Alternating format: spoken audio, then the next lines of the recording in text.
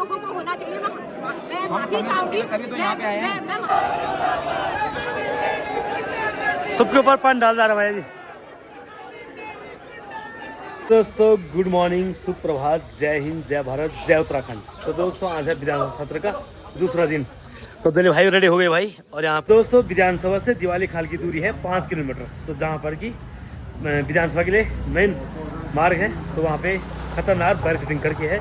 तो आप लोगों को मैं दिखाऊंगा वहाँ पे जाके, और किस प्रकार की वहाँ पे पुलिस की तैनाती करके है वो भी आप लोगों को थोड़ी देर में देखने के लिए मिल जाएगी। और देखते हैं प्रदर्शनकारी कहाँ तक पहुँचते हैं, विधानसभा भवन तक पहुँचते कि नहीं पहुँचते, वो आप लोगों को वीडियो के माध्यम से दिख जाएगा।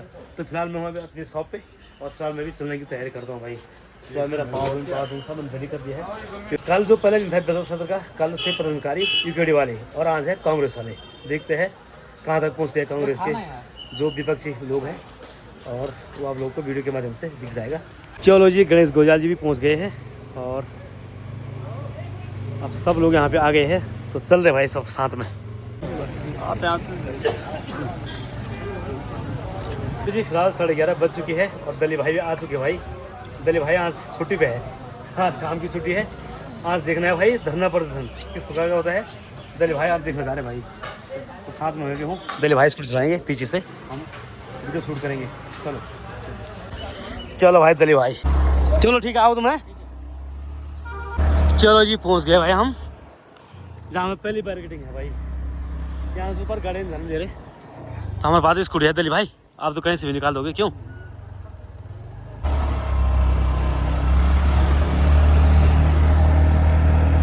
सारे प्रदर्शनकारी इधर रोके गए हैं अभी।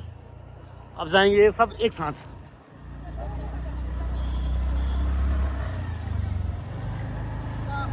भाई हमारे राजू भाई भी आ गए हैं। हेलो सर सर सर किसके समर्थन में हो तुम? मोदी। आप यूकेडी।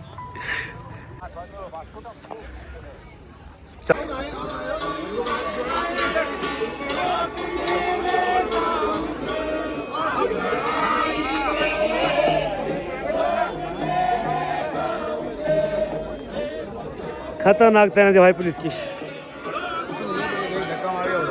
हैं?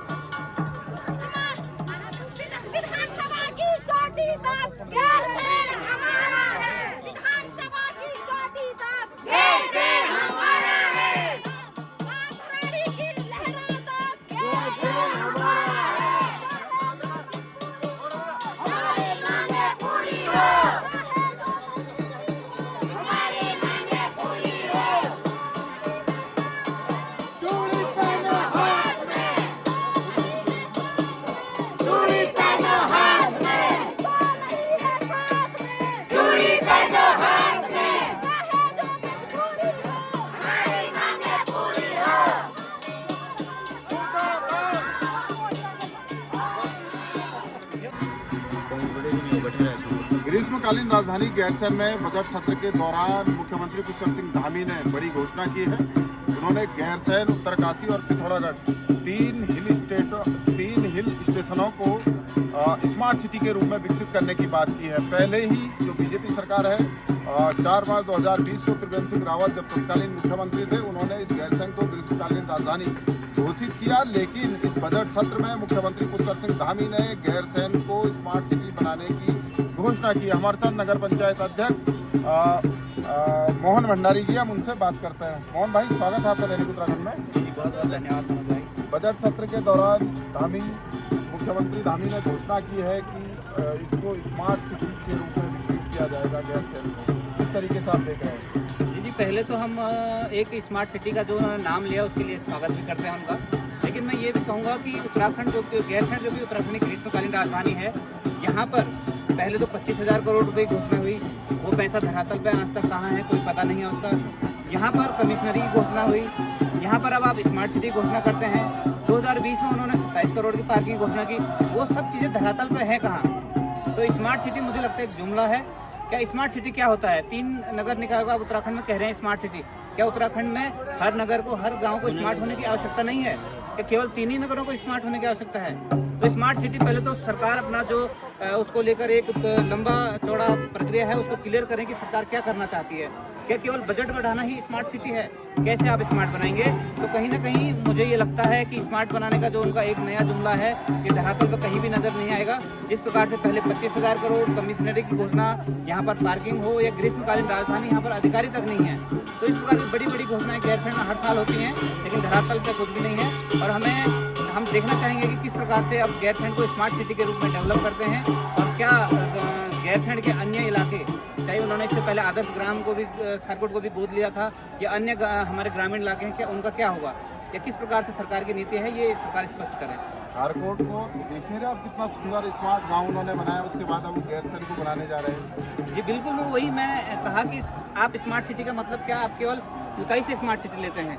आप ये देखिए कि अगर सारकोट को स्मार्ट बनाना था तो वहाँ पर लोगों को रोजगार मिलना चाहिए, वहाँ पर लोगों को अच्छी स्वास्थ्य सुविधा गांव के अंदर मिलनी चाहिए, वहाँ पर लोगों को शिक्षा, बेहतरीन शिक्षा जो कि कॉन्वेंट स्कूलों की शिक्षा है वो गांव के अंदर मिलनी चाहिए।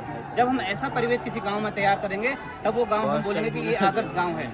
लेकिन सरकार सारकोट में हर साल इतने बड़े पैमाने बजट खर्च करती है, वहाँ पर अधिकारी आते हैं, नेता आते हैं, लेकिन आम जनता को जब तक हम लोग फायदा नहीं देंगे, उनकी जो मूलभूत आवश्यकताएं दूर नहीं करेंगे, तब तक उसको आदर्श बनाना या स्मार्ट बनाना कोई औचित्य नहीं है। सरकार बजट सारकोट पर लगा किस चीज पर रही है और आप लोगों की मांग क्या रहती है?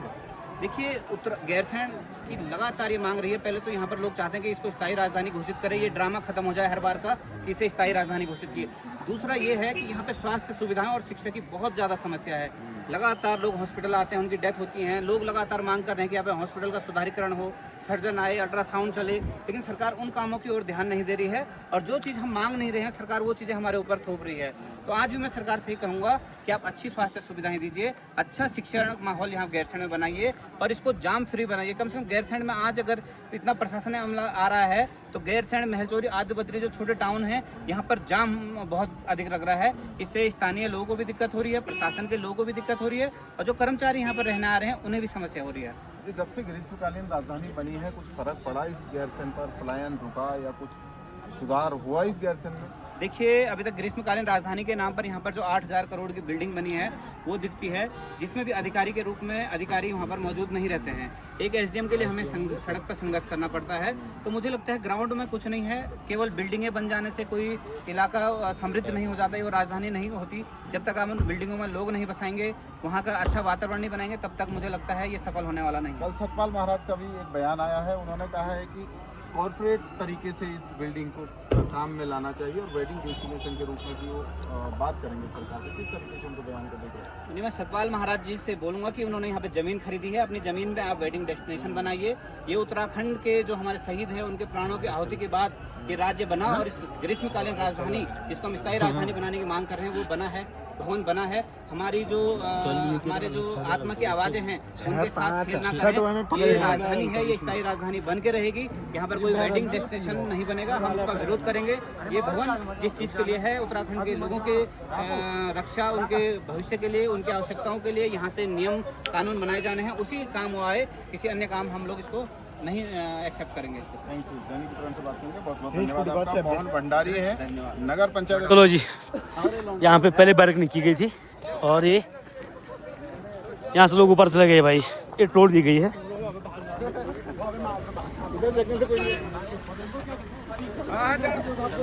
कोई जिम्मेदारी नहीं। क्या करना है सर?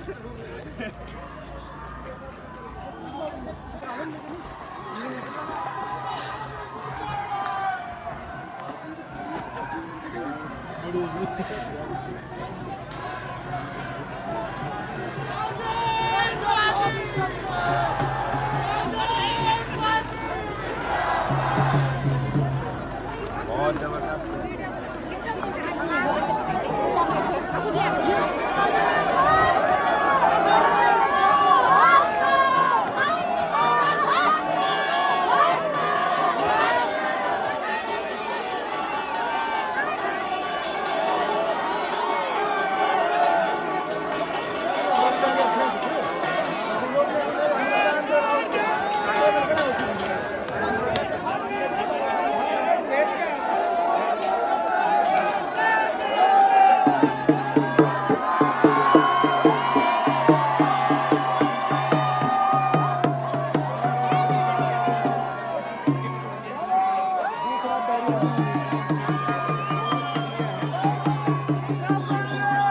भाई दूसरी बैरिकेडिंग भी क्रॉस कर दी है और अब जा रहे भाई दिवाली खाल जहाँ पे मेन बैरिकेडिंग है। अंकल जी पुलिस के साथ है? पुलिस भी हमारे साथ है। बिल्कुल बिल्कुल। सरकार हमारे साथ नहीं है, पुलिस हमारे साथ है। बिल्कुल बिल्कुल।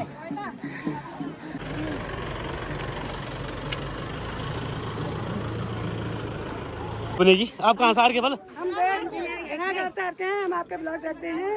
अच्छा चलो बढ़िया।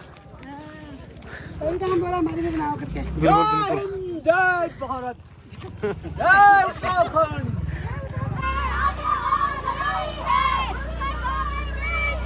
अभी तो पेपर लीक है। दुष्कर्मी होश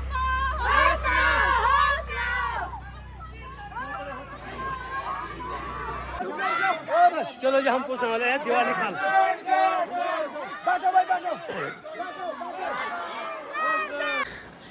चलो जी हम पूछ गए भाई भागते भागते दिवाली खाल और अब यहाँ पे होगा भाई खतरनाक प्रदर्शन होगा यहाँ पे खतरनाक।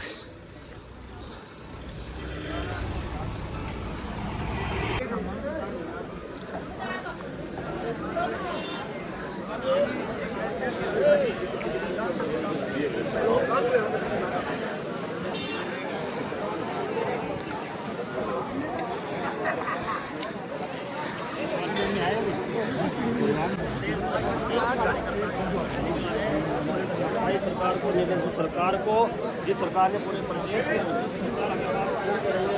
अभी बहुत भीड़ में अपहरण में उत्तराखंड को पहले स्थान पे लागे। आप किसानों का आत्महत्या में उत्तराखंड को पहले स्थान पे लागे। आप उत्तराखंड को पहले स्थान पे लागे। अब कौन सा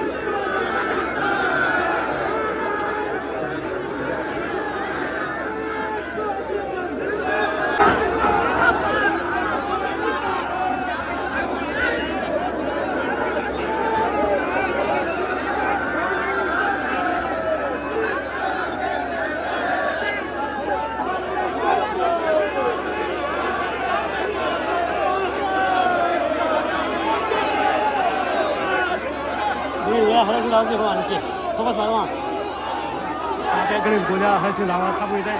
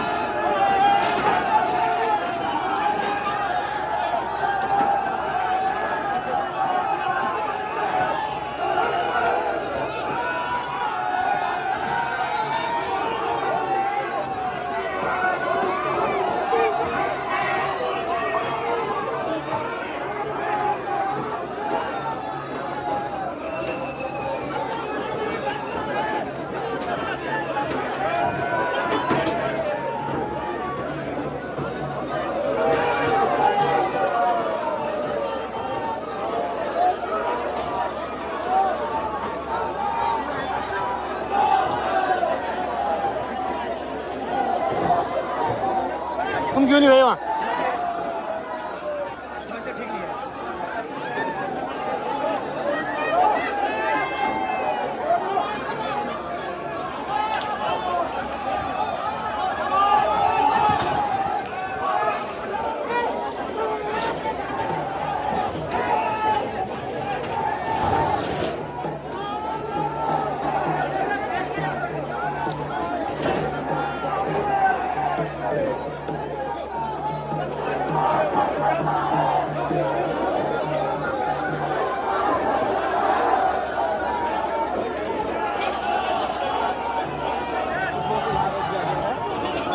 यहाँ से बैरिकेड तोड़ करके आगे निकल सकते हैं। इधर में तोड़ कर कुछ लोग आगे निकल सकते हैं।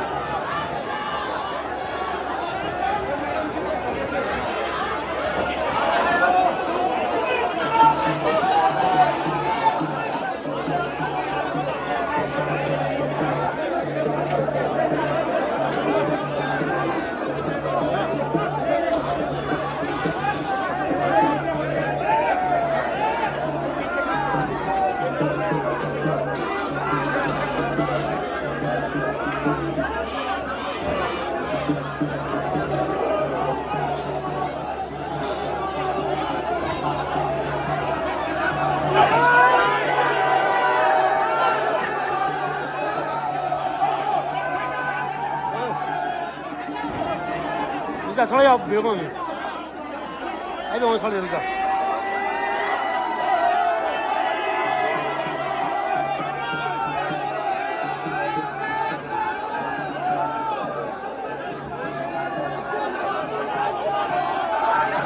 कुछ लोग इधर फंस गए हैं, कुछ लोग निकल चुके हैं और अब यहाँ पे फिर से बैरिकेड तोड़ा जाएगा।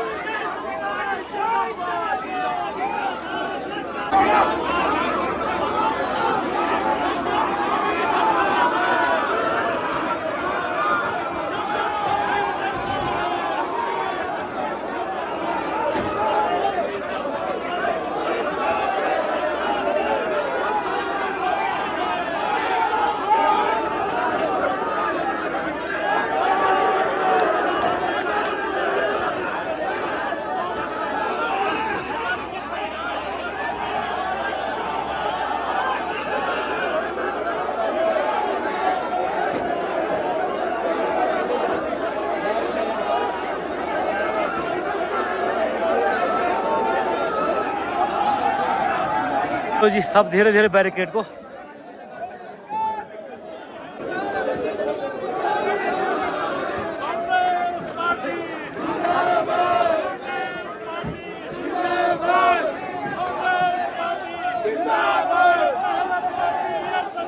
नहीं चलेगी, नहीं चलेगी, नहीं चलेगी, नहीं चलेगी,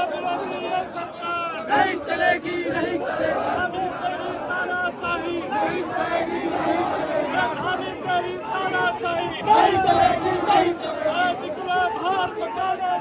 जंग लड़ो बेईमानों से, जंग लड़ो बेईमानों से।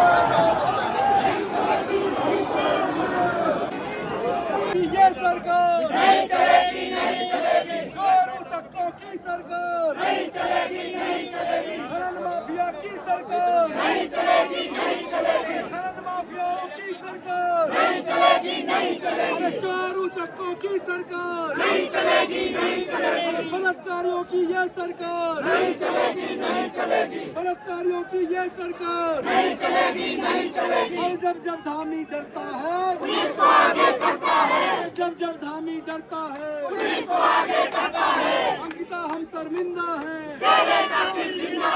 अंकिता हम शर्मिंदा है, महिला विरोधी ये सरकार नहीं चलेगी, नहीं चलेगी। महिला विरोधी ये सरकार नहीं चलेगी, नहीं चलेगी। बलात्कारियों की ये सरकार नहीं चलेगी, नहीं चलेगी। बलात्कारियों की ये सरकार नहीं चलेगी, नहीं चलेगी। धन माफिया की सरकार नहीं चलेगी, नहीं चलेगी। दलित विरोधी ये सरकार नहीं चलेगी, नहीं चलेगी। युवा विरोधी ये सरकार नहीं चलेगी, नहीं चलेगी। महिला विरोधी ये सरकार नहीं चलेगी, नहीं चलेगी। अंकिता हम शर्मिंदा है, अंकिता हम शर्मिंदा है।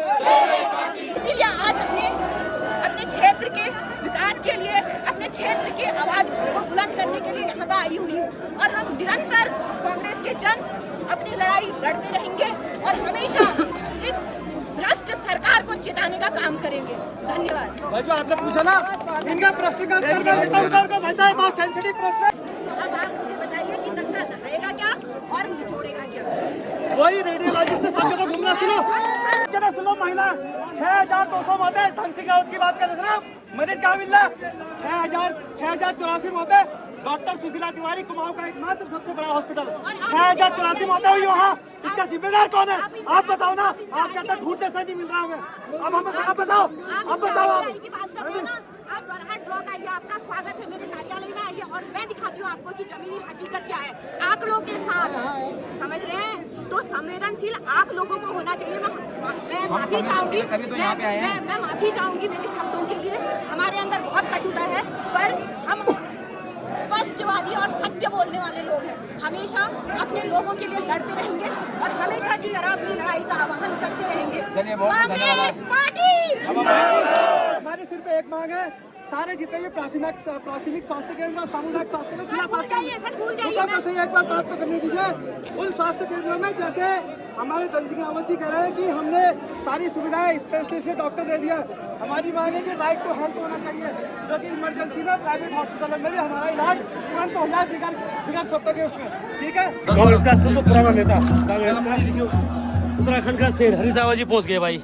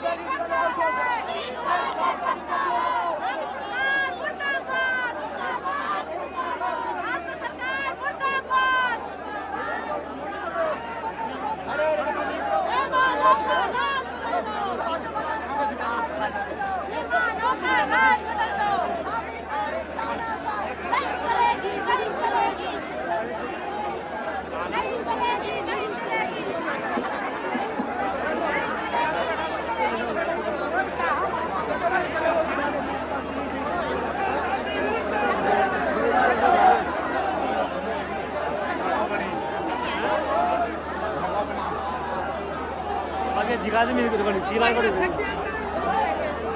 मैं न सकते आगे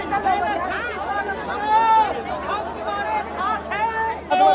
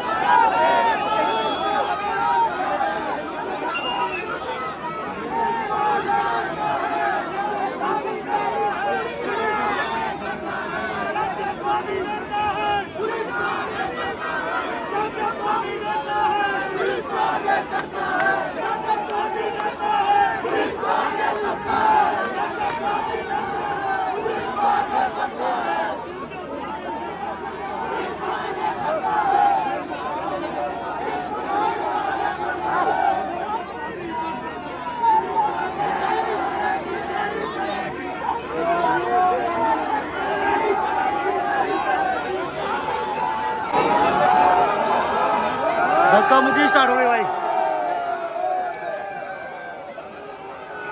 तो खलना पैर की हुई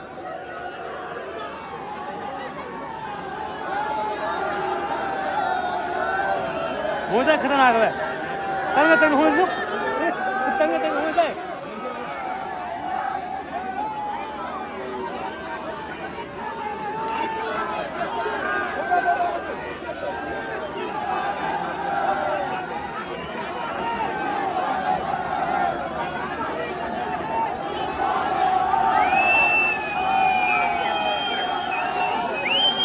बैग गया चौक में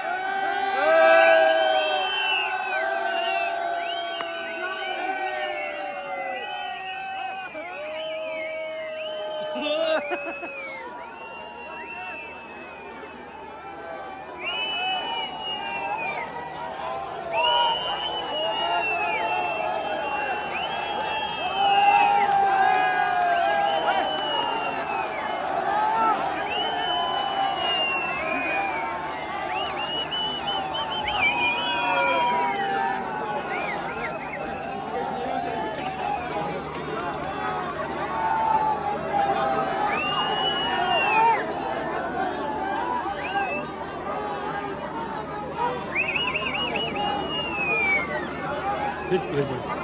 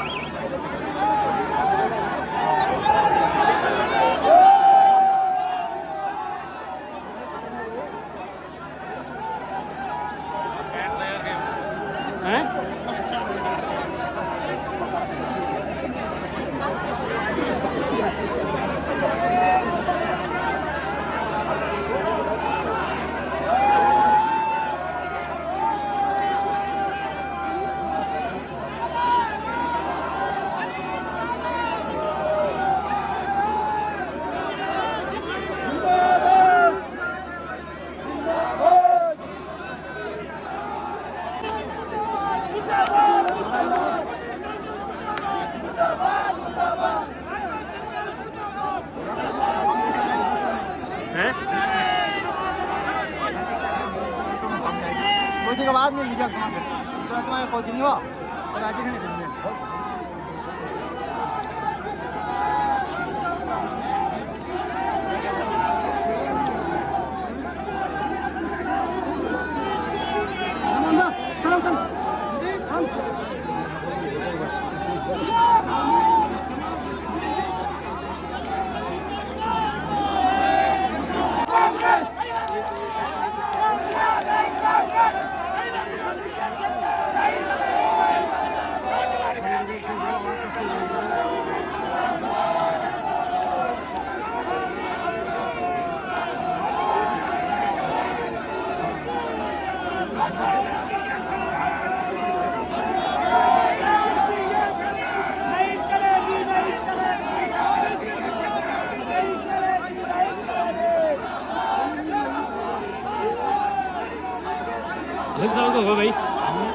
दोस्त दूसरी साइड।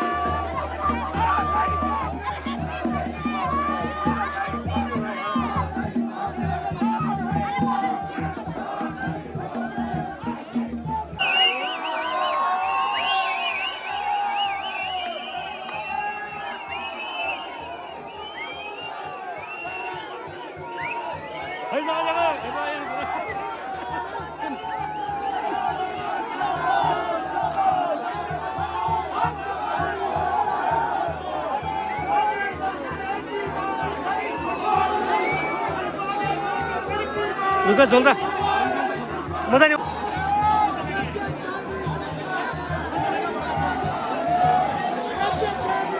अरे क्या सोच रहे हो बसेगा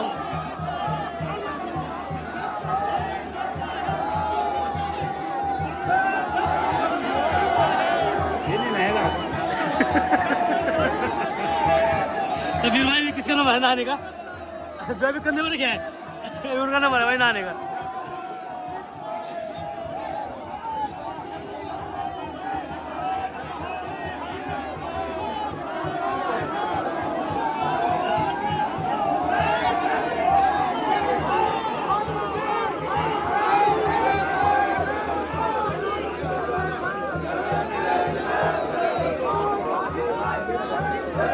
अरे क्या कुछ मास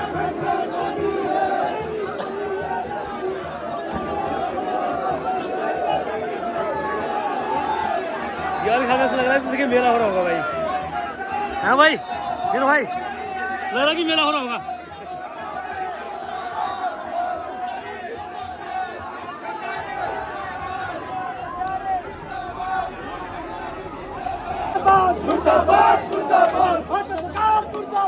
लो जी सब लोगों ने बैरिकेड खाली कर दिया है।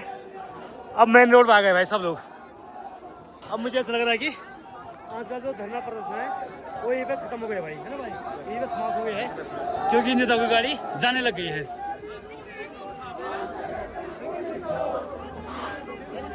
चलो जी सब जाने लग गए भाई। अब जितने भी कांग्रेस के नेता आए थे सब जाने लग गए भाई जो जहाँ से आया। और फिलहाल आज का आंदोलन यही पे समाप्त होता है।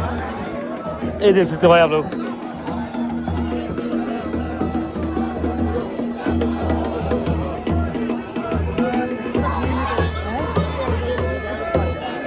कुंजवाल जी की गाड़ी है भाई ये, मुकेश नेगी, हरीश रावत जी मुख्यमंत्री पूर्व, और हमारे लखपत भटोला हमारे पूर्व विधायक बद्रीनाथ से।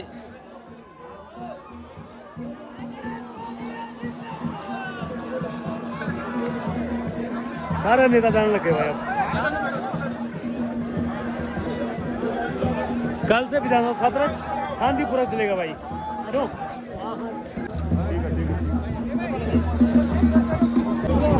भ्रष्टाचार सीमाओं पे आप यहाँ से सड़कों की आपने स्थिति देखी, स्कूल में शिक्षा नहीं है, स्वास्थ्य बदहाल है। ये तमाम चीज़ें जो ये सरकार ने इस प्रदेश को टूट दिया, खत्म कर दिया, चला कर दिया है, इसके विरोध में उत्तराखंड के जनमानस से तमाम हजारों लोग आए और मतलब चाहते हैं 2026 आखिर में सरकार साथ में ये विधायक सरकार की सुनिश्चित पहले जो विधानसभा सत्र है वो 10-15 दिन चल रहा था, लेकिन अब उसको 3 दिन हमने बहुत अच्छा सवाल पूछा। हमने इसी को लेकर के पिछली कई बार मांग की है कि पड़ोसी राज्य में लगभग 60 विधानसभा साल का चलता है, हमारे यहाँ 4.5 साल में केवल 32 विधानसभा सत्र चला।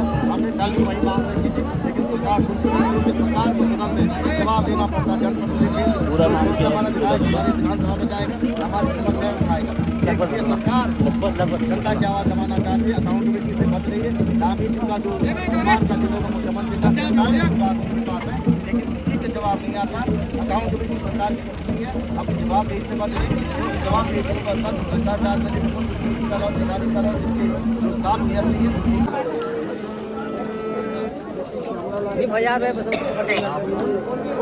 भजन होने भजन ये बट वाला ही बड़ा भजन होने यार, तुम सुने नहीं, तुम सुने नहीं तुम यार बड़े होने जो बड़े पसंद हो ये बट